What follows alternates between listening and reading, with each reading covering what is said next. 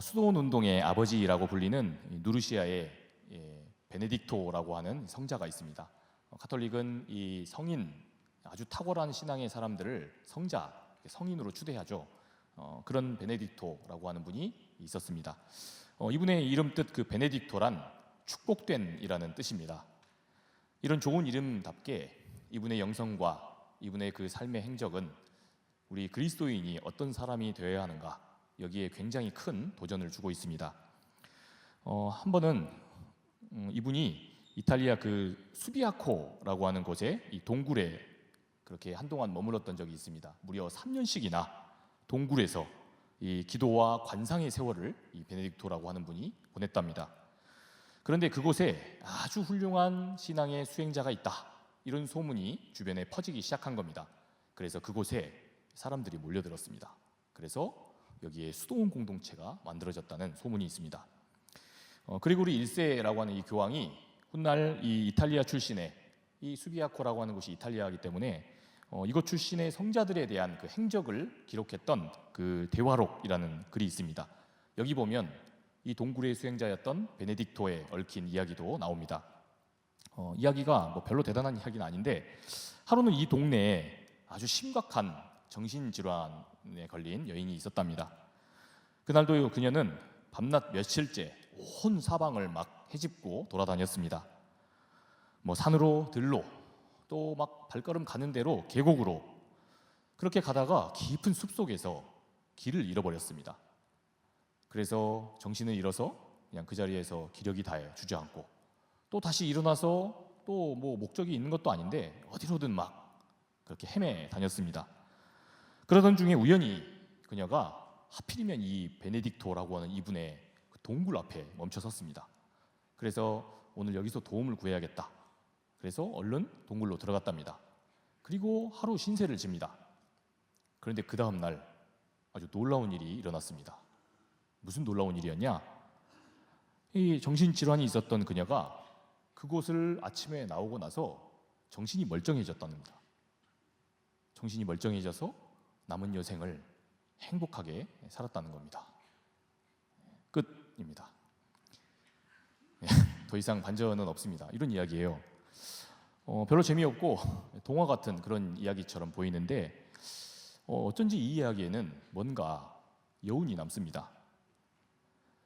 그리스도인 수행자가 머물고 있던 그 동굴에 들어갔는데 정신이 온전하지 않고 인생을 방황하던 한 여인이 새로운 삶을 찾았다는 겁니다. 여러분, 지금 그런 이야기가 아니겠습니까? 오늘날 우리 예수님을 구주로 믿는 교회된 바로 우리, 여러분, 우리는 그러면 어떻습니까? 지난 한 주도 그리스도인인 우리 각자의 그 동굴에도 아마 수많은 이들이 찾아왔을 겁니다. 가까운 가족과 또 친구와 지인들, 그리고 회사의 또 동료들, 우리 주변의 이웃들이 우리 각자의 동굴로 찾아와서 우리를 어떻게든지 만났을 겁니다.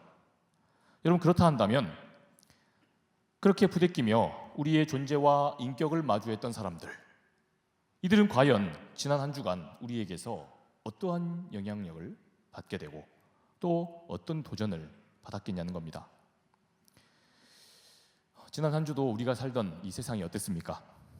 끊임없이 구독과 좋아요는 사랑이다라고 하는 이 상징적인 구호, 이것이 상징하듯이 사람의 이목을 집중시키는 것, 이것을 쫓고자 애를 쓰는 그런 세상이었습니다. 그렇게 우리들 자신을 치장해 줄 수많은 그 인기와 또한 명예라고 하는 그 껍데기들을 우리도 나름 열심히 우리만의 그것들을 쫓아 살았습니다. 또한 세상은 부풀려진 우리들의 그 욕망을 이루어줄 그 수많은 것들, 이것들을 따라 살아라, 그것을 성취하기 위해 살아라, 이렇게 종용했습니다. 그러는 중에 우리 인생이 나아가야 할 그 길과 그 향방을 몰라서 이렇게 사는 게 맞는 건가? 이렇게 헤매는 저와 여러분, 또 세상에 얼마나 많은 사람들이 있었습니까? 여러분, 이 세상에서, 이러한 세상에 이 땅의 교회들은 마땅히 이 베네딕토의 동굴과도 같아야 할 것입니다. 교회된 우리가 이 세상이 하나님을 대면하도록 그 자리를 주선하는 그런 존재 되어야 할 줄 믿습니다. 우리들의 방황하는 이웃들에게 이들이 잃어버린 그 하나님의 형상을 되찾을 수 있도록 다시 자신 안에 있는 그 하나님의 형상과 만나게 해줘야 할 줄 믿습니다. 그래서 주 안에서 언제나 풀이 죽어서 혹은 피곤해서 그렇게 지쳐있는 영혼들에게 생명력이 넘치는 삶을 살아갈 수 있도록 세상은 여전히 살만한 곳이구나, 이런 고백이 나올 수 있도록 우리가 도와야 한다는 겁니다. 교회에 이러한 사명을 두고 독일의 순교자 보네포 목사님은 이렇게 말했습니다. 교회란 세상이 지금, 옛날이 아니라 2000년 전 그 팔레스타인 땅이 아니라 지금 세상이 예수님을 경험할 수 있도록 만들어주는 통로여야 한다, 이렇게 이야기했습니다. 이것이 바로 교회의 사명이라는 거죠. 여러분, 그런데 바로 이 대림절을 우리가 지켜나가는, 이 대림절을 지내야 하는 그러한 다짐이 되기도 합니다. 바로 이것이 말입니다. 오늘 우리는 이 성탄을 기리는 첫 대림절을 맞았습니다. 그래서 요한복음 말씀을 읽었습니다. 그런데 요한복음에는 정작 우리 예수님의 탄생의 이야기가 나오지 않습니다. 가장 마지막에 기록된 복음서인데도 심지어 이 앞에 복음서들이 예수님의 탄생 이야기를 기록했다는 걸 알고 있었습니다. 요한은요. 그런데 예수님의 탄생 이야기가 없습니다.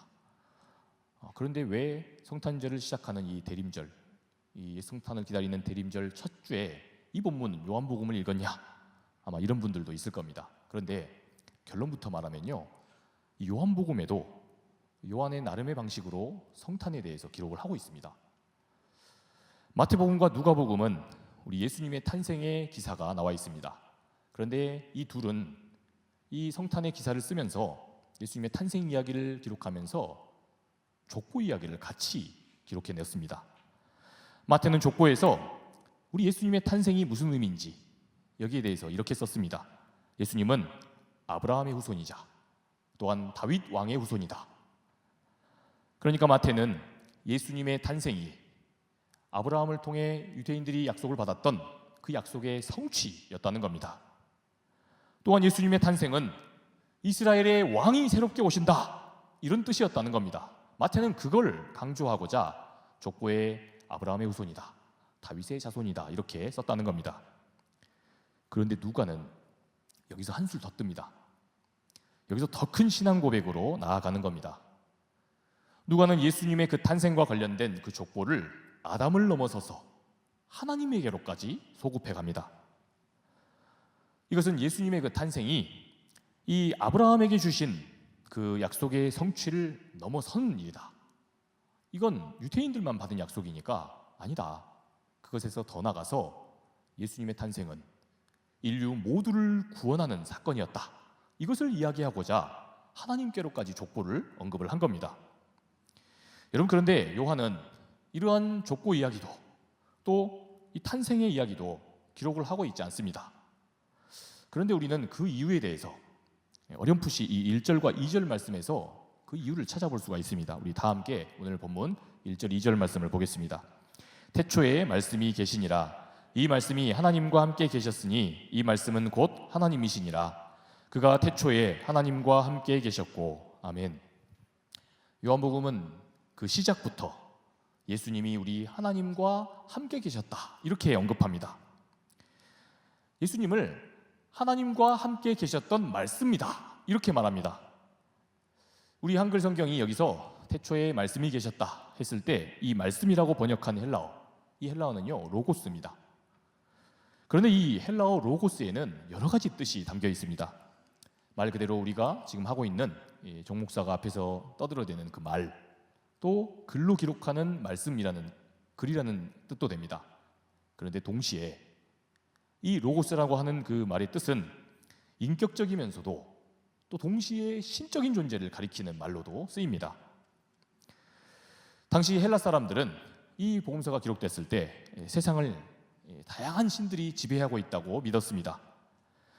요한은 그러한 이 그리스 문화, 이 헬라 문화권을 살아가고 있는 사람들, 이들에게 예수님의 복음이 한참 전파되고 있을 때 바로 이 예수님에 대한 이야기, 복음에 대한 이야기, 복음서를 썼습니다. 그러다 보니까 이 요한은 이 헬라 문화권의 이 헬라 문화에 익숙한 사람들에게 도대체 예수님을 어떤 분이라고 소개해야 하는가, 예수님이 어떤 분인가, 이것을 이해시키고 납득시키는 일이 먼저였던 겁니다. 그래서 바로 이 요한이 예수님을 소개할 때 선택했던 단어가 뭐였다는 겁니까? 바로 이 로고스였다는 겁니다. 말씀, 로고스였다는 겁니다. 실제로 이 로고스는 신을 가리키는 그런 단어입니다. 신적 존재. 그러나 동시에 신과 인간의 그 사이, 중재자를 뜻할 때도 이 말을 씁니다. 그러니까 요한의 입장에서 볼 때 이 로고스라고 하는 헬라어 단어보다 더 예수님을 설명하기에 안성맞춤인 단어가 없었던 겁니다. 이 땅에 우리 하나님의 구원의 뜻을 온전히 전하고자 참 신이자, 당신이 곧 하나님이자 인간으로서 그렇게 오신 예수님, 그 예수님을 헬라인들에게 소개하기에 가장 적절한 단어가 바로 이 로고스였다는 겁니다. 그런데 그건 알겠는데 요한은 그 시작부터 이 참 신이시자 참 인간이신 로고스, 바로 이 예수님께서 태초부터 우리 하나님과 함께 계셨다, 이렇게 말씀을 엽니다. 그렇게 선언하고 시작하고 있는 겁니다. 여러분, 그러니까 이미 요한은 예수님의 정체성을 다 이야기한 겁니다. 그러니 별도로 예수님의 족보를 소개할 필요가 없습니다. 그분이 곧 우리가 믿어야 할, 또 믿는 하나님이다, 이렇게 설명했으니 굳이 그분의 탄생의 의미와 그분의 탄생 가치와 또 그분의 탄생에 얽힌 그런 사건들을 언급할 필요가 없었다는 겁니다. 그러니까 이 이야기 자체가 이미 성탄의 이야기나 다름이 없다는 거죠.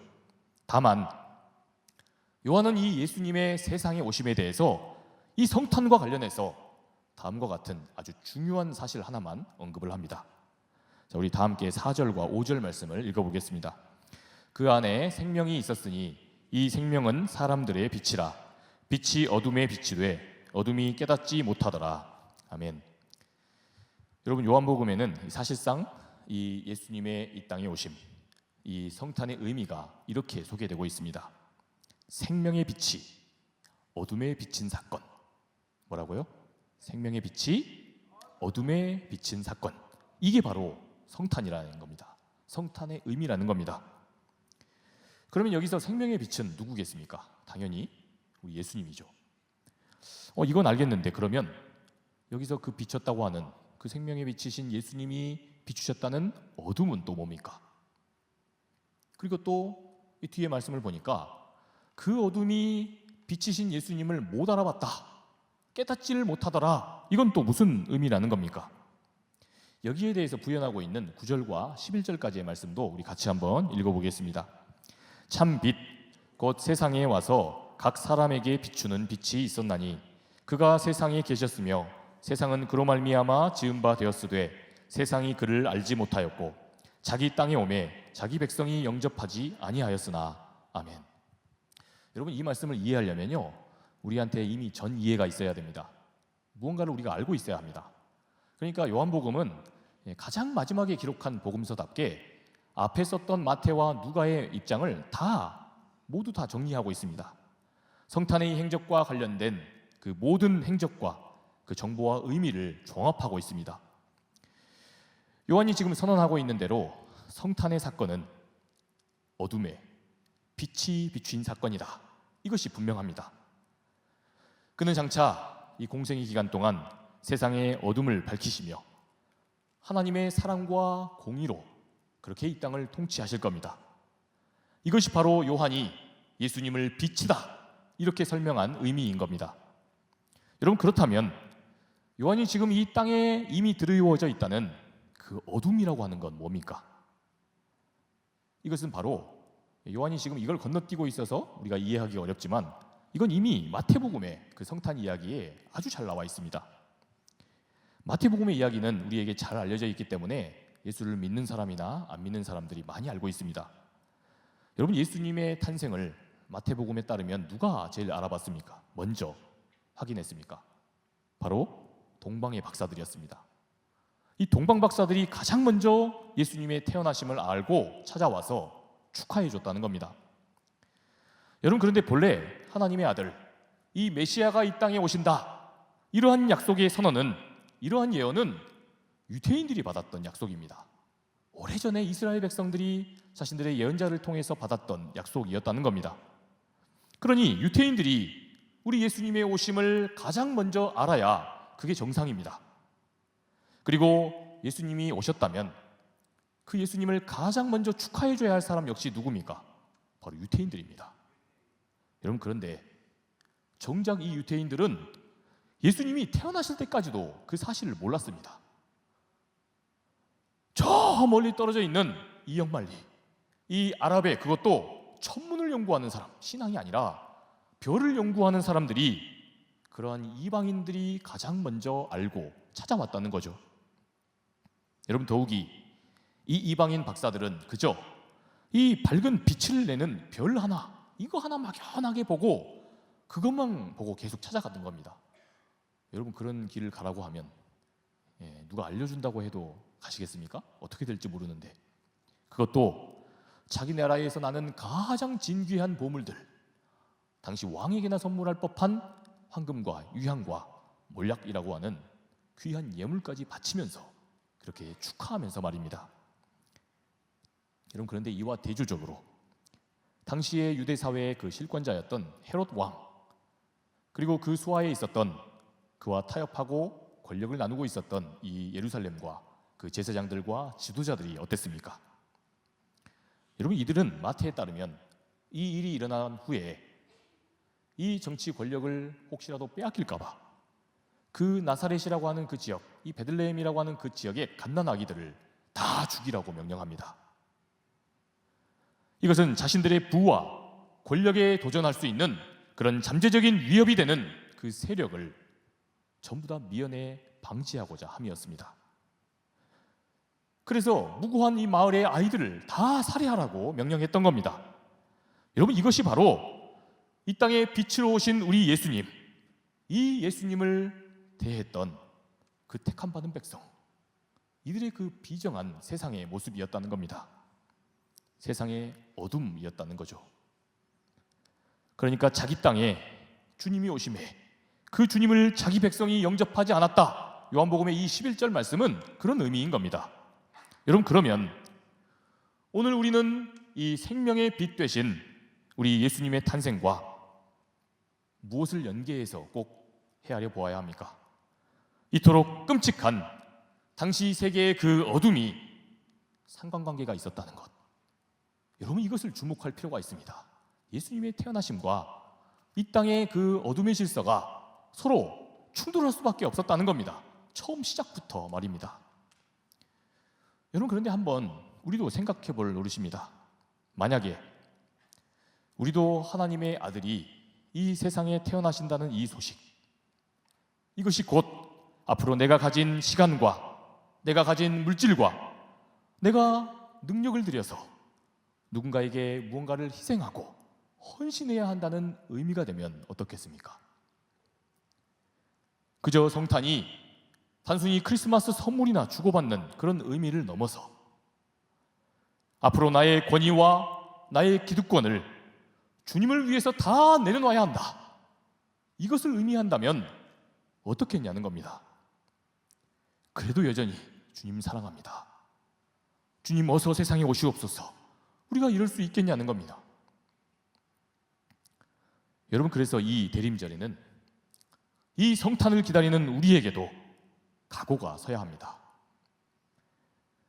우리가 이 땅의 어둠을 밝히고자 주님이 자신의 그 생명의 빛을 다 꺼뜨리시고 또 다 태우시며 그렇게 오신 그 예수님, 그분의 제자라면 우리도 어떠한 모양으로든지 이 성탄을 기다리면서 우리의 것 무언가를 나누고 우리의 무언가를 헌신할 각오를 해야 한다는 겁니다.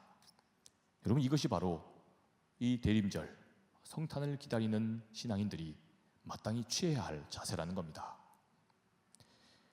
사랑하는 여러분, 설교를 하는 제 입장에서도 때로 부담스럽습니다. 몇 주째 우리는 이 헌신에 대한 이야기를 계속 나누고 있습니다.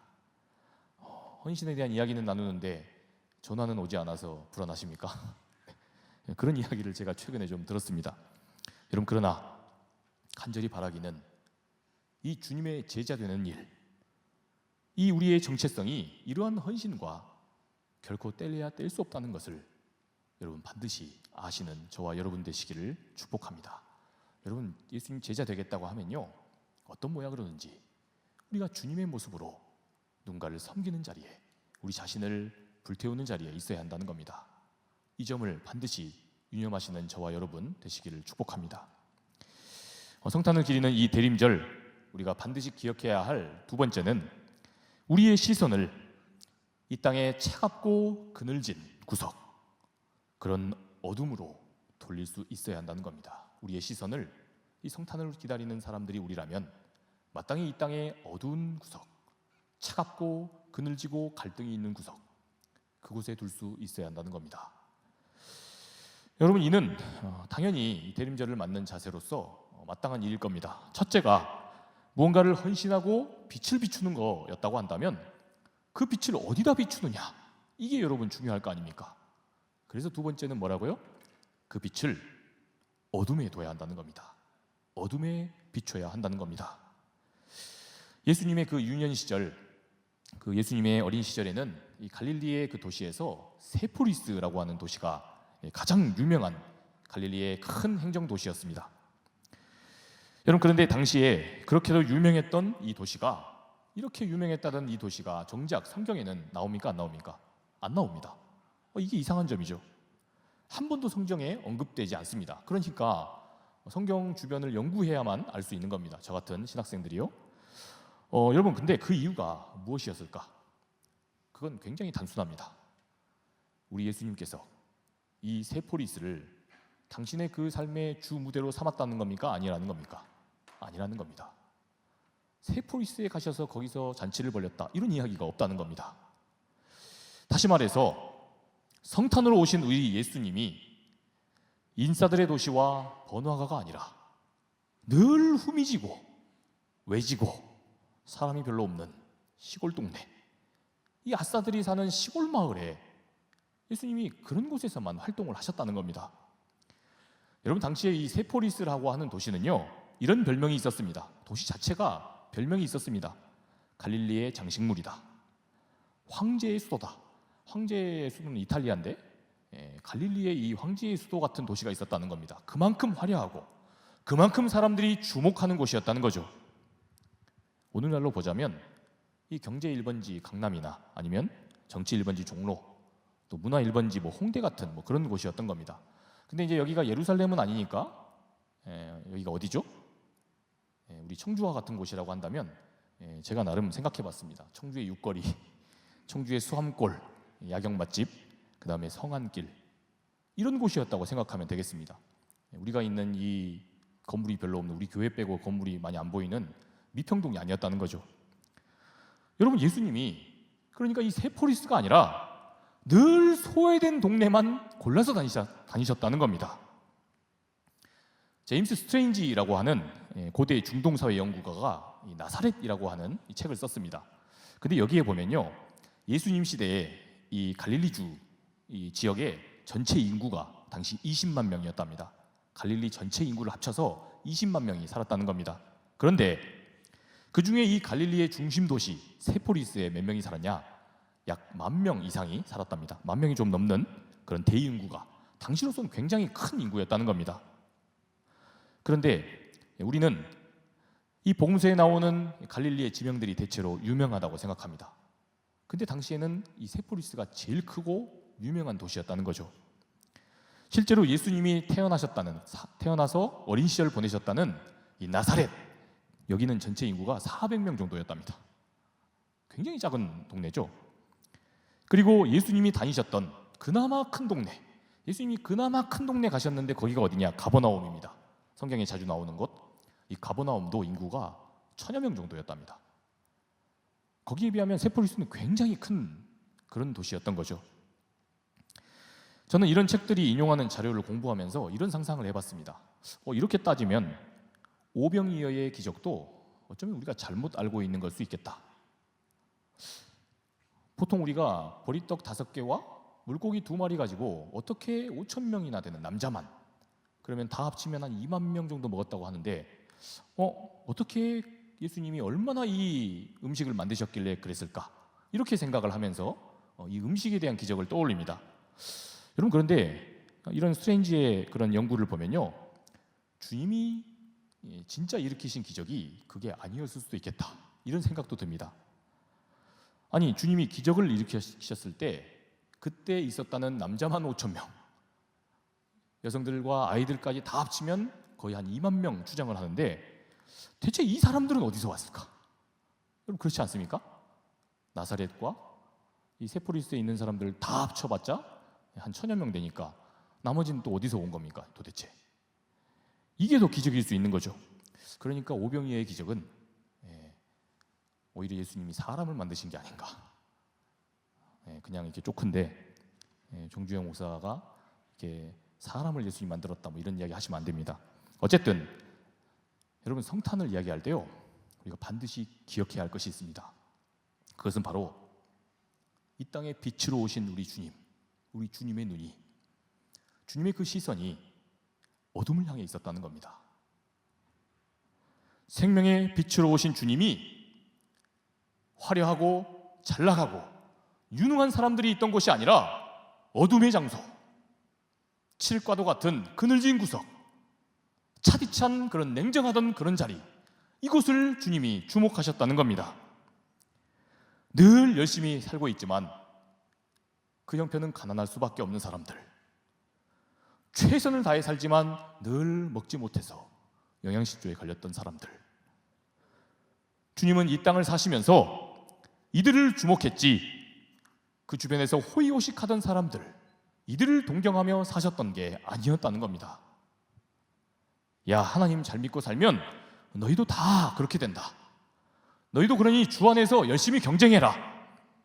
악착같이 그렇게 너희 주변에 있는 공동체의 다른 회원들 다 누르고 너도 예루살렘 사람들처럼 좀 되라. 그게 축복이고 그것이 진정한 세상의 복이니 너희도 반드시 그 인싸로 좀 살아라. 여러분, 주님이 이러지 않으셨다는 겁니다. 그랬다면 우리 예수님께서도 이러한 세상의 원리를 따라서 제자들에게 이렇게 말씀하셨을 겁니다. 경쟁을 붙이면서 말입니다. 야, 1등 수제자 베드로, 너 참 대단하다. 야, 넌 진짜 잘한다. 야, 그런데 야, 12등 너, 12등 제자 너는 뭐냐? 너는 3년씩이나 나를 따라다녔는데 왜 아직도 계속 네 삶은 12등이냐? 여러분, 주님이 이러셨을 겁니다. 여러분, 저와 여러분들이 아는 우리 예수님이 그러시던 분이셨습니까? 아닙니다. 여러분, 그 반대였습니다. 오히려 주님은 1등이면 12등 난 내 동료의 발을 닦아주어라. 너는 참 유능하고 또 탁월해서 너의 능력과 네 지위만 가지고 잘 먹고 잘 살 수 있지 않냐? 그러니 저 12등인 친구는 그게 안 되잖아. 그러니 저 친구는 네가 돌봐줘라. 그 사람을 섬기고 그 사람을 헌신하는 자가 되어라. 너의 능력이 크고 너의 부가 많다면, 너의 그 시간이 넉넉하다면 이 세상의 그늘진 구석으로 가서 그 그늘진 어둠에 소외된 사람들에게 가서 무시당하는 그들을 겸손한 나처럼 너희도 함께 섬겨주지 않으련? 주님은 여러분 이렇게 가르치셨습니다. 주님은 앞서 언급한 이 오병이어 사건에서도 분명히 말씀하셨습니다. 이 세상은 5,000명분의 몫을 혼자서 다 먹고 있는 사람, 그러한 대우를 혼자서 받는 사람을 모두가 우러러봅니다. 그래서 구독자가 몇백만 명이 되면 나도 좀 그러면 얼마나 좋을까? 우리가 날마다 그런 생각을 하지 않습니까? 여러분, 그러나 우리 주님이 복되시다 한 사람은 어떤 사람입니까? 5,000명을 먹이는 사람들아, 갈 것 없다. 너희가 그들에게 먹을 것을 주라. 여러분, 우리 주님은 늘 그렇게 가르치셨습니다. 여러분, 그러면 우리가 여기서 한번 질문해 봐야 합니다. 세상은 모두가 자기 잘 살겠다고 그렇게 자기만 배부르려고 애를 쓰는데 우리 주님은 도대체 뭐가 달라서 그러지 않으셨던 겁니까? 우리 주님은 뭐 원래 하나님이시니까 뭐 그런 겁니까? 여러분, 그렇게 우리가 상상력이 빈곤하면요, 진짜 우리 예수님 안에서 우리가 나아가야 할 길을 찾지 못합니다. 여러분, 주님이 우리하고 뭐가 달랐던 겁니까? 이 땅에 똑같이 여러 가지 유혹과 갈등 속에 사셨던 주님, 그 주님이 도대체 우리하고 비슷한 삶을 사셨던 주님이 뭐가 그러면 달랐다는 겁니까? 그것은 바로 눈입니다. 주님의 눈입니다. 주님의 세상을 바라보시는 그 시선입니다. 높고 영광스럽고 화려하고 찬란한 것들을 동경하고 그런 것들을 바라는 눈이 아니라 늘 어둡고 후미진 곳을 찾아서 거기에 거할 수밖에 없는 이들을 주목하시고 그들을 불쌍히 여기시며 이들을 긍휼히 여길 줄 아는 주님의 시선, 주님의 그러한 눈, 그 따뜻한 주님의 그 시선이, 이러한 눈이 있으셨기 때문에 주님은 당신의 그 생명의 빛을 어둠 가운데 비추신 겁니다. 여러분, 우리도 그 주님의 빛을 갖고 있습니다. 그런데 어쩌면 우리는 이미 밝아져 있는 데다가 그 빛을 더 덧대고 있는지 모릅니다. 어쩌면 빛이 필요하다는 것, 빛이 있다는 이유는 세상이 후미지고 어두운 곳, 그렇게 우리가 밝혀야 할 곳이 있다는 의미일지 모릅니다. 여러분, 주님은 그걸 우리에게 알려주신 겁니다. 여러분, 그러니 성탄을 기다리는 우리에게 가장 필요한 것은요, 주님의 눈입니다. 이 땅에 갈등이 있는 곳, 그늘진 그 구석, 차가운 어둠을 외면하지 않는 주님의 그 시선입니다. 여러분, 왜 그런 것인지 우리 마지막으로 말씀 14절과 에베소서 5장 8절의 말씀을 함께 읽어보겠습니다.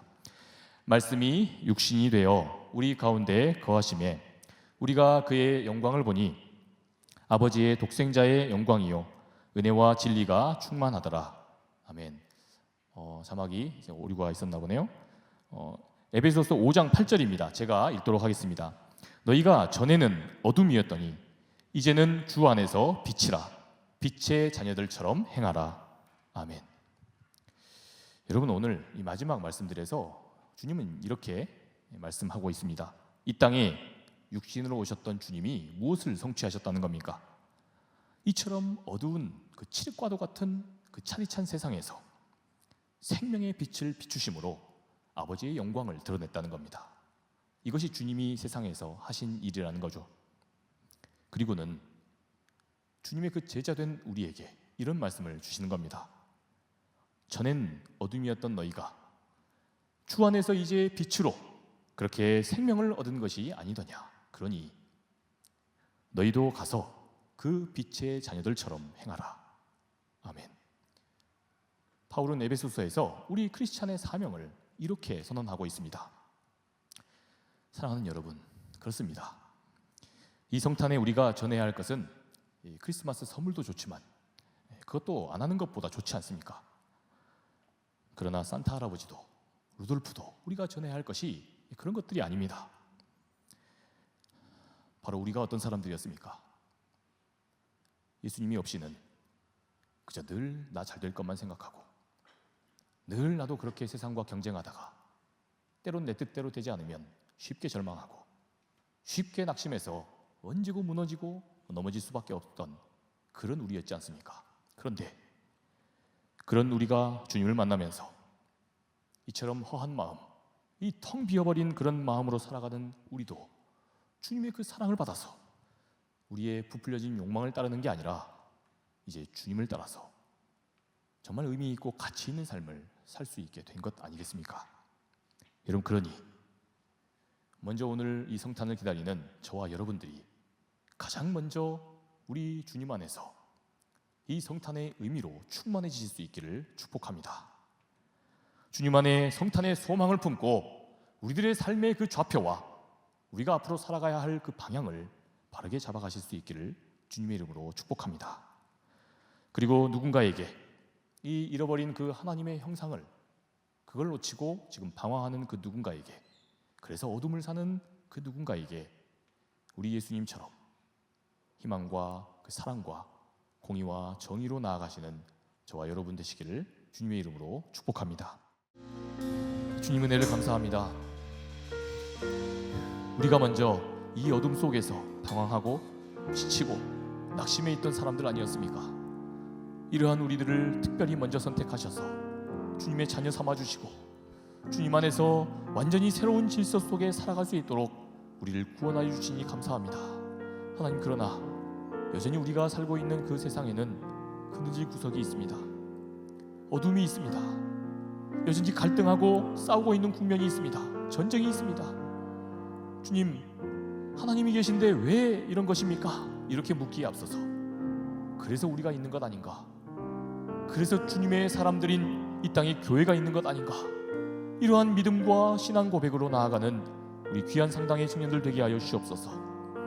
주님, 이 땅의 어둠과 또한 그늘진 그 구석 속에 지금도 신음하며 낙심하고 절망해 있는 우리의 이웃들, 우리의 친구들, 우리의 가까운 가족들이 있습니다. 주님, 우리가 더 사랑이 넉넉하여서 우리의 마음같이 우리의 그 어깨가 더 넓고 또 푸근하여서 이들을 품고도 남는 그러한 은혜가 우리 가운데 있기를 원합니다. 주님, 우리에게 이러한 주님의 사랑 주시고 주님의 시선 주시고 주님의 그 어둠을 향한 주님의 그 눈을 허락하여 주시옵소서. 그래서 날마다 우리를 통해서 하나님의 나라가 이 대림절로부터 계속해서 확장돼 나아가는 우리 상당히 모든 청년들, 이 지역사회와 우리나라 전 세계 되게 하여 주시옵소서. 그러한 꿈을 품고 나아가고자 하는 우리 모든 청년들과 함께 하여 주시옵소서. 이제는 우리 구주 예수 그리스도의 은혜와 하나님 아버지의 크고 극진하신 사랑하심과 성령님의 감화 감동 교통하심의 역사가 오늘 이 자리에서 주님의 눈을 가지고 이 세상 어두운 또 그늘진 구석으로 가서 주님의 귀한 복음 전하며 그렇게 주님의 사랑 나누고 전하고자 하는 이 자리에 모인 우리 모든 상당의 청년들과 이 땅의 크리스찬 청년들, 또한 앞으로 새로운 그런 행로로 나아가시는 우리 전우사님 머리머리 위에 지금으로부터 영원토록 함께하옵시기를 간절히 축원하옵나이다. 아멘.